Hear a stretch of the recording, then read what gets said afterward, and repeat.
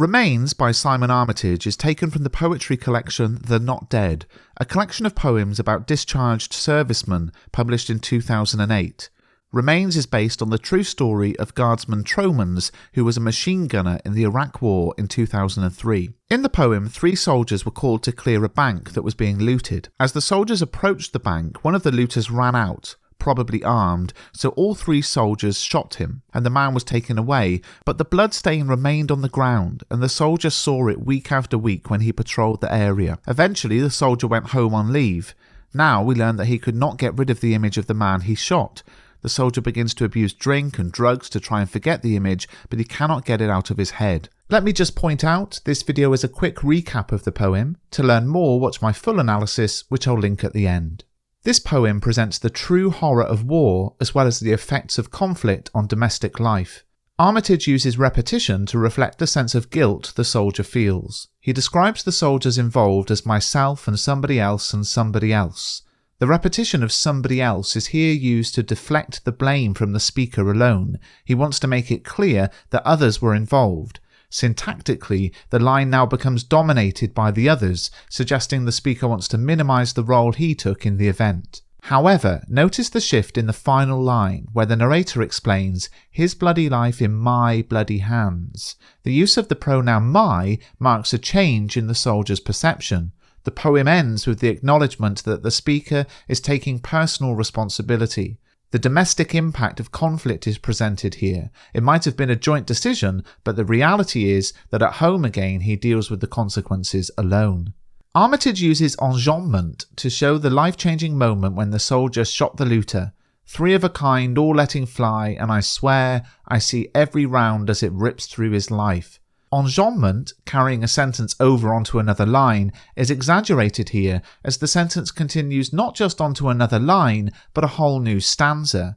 This break between the action causes the reader to stop and emphasises how this is the very moment which ruined the soldier's life. From this point on, the soldier became a different person. The forced break of line and stanza reflects the broken man the soldier became after this event took place. Armitage's use of sentence length also reflects the trauma the soldier experienced. Then I'm home on leave. Look at that full stop. This short sentence suggests it's over. The soldier will be able to move on and forget what happened, but of course that isn't the case. Armitage reinforces this idea that the trauma of conflict is never over through his use of a cyclical structure. On line 22 we read, "sleep, and he's probably armed, possibly not."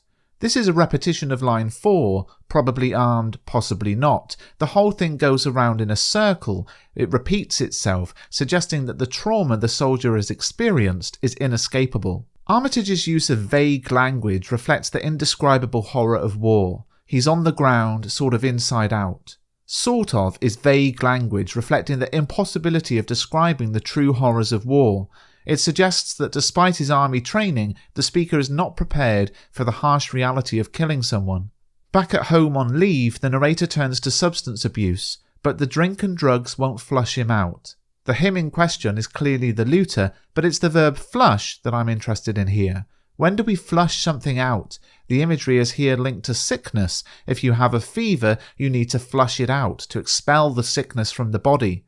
Flush in this sense means to cleanse, to rid of something unpleasant, so the word flush suggests that the soldier is now unclean, sick because of the shooting.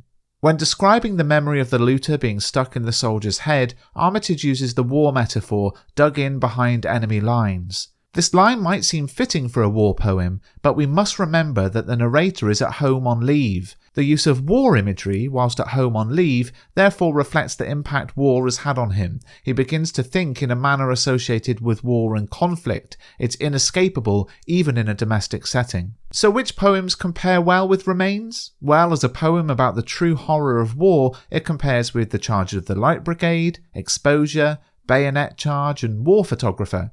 If we're looking at the poem as describing the effects of conflict on domestic life, it can be compared with War Photographer, Poppies, and Kamikaze.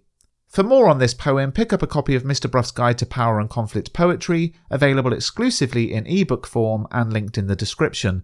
If you like this shorter style of analysis video, do give it a thumbs up and I'll make some more, but remember, this video isn't intended to tell you everything you need to know about the poem, it's a recap for revision purposes. For the full lesson, check out the video linked here on screen.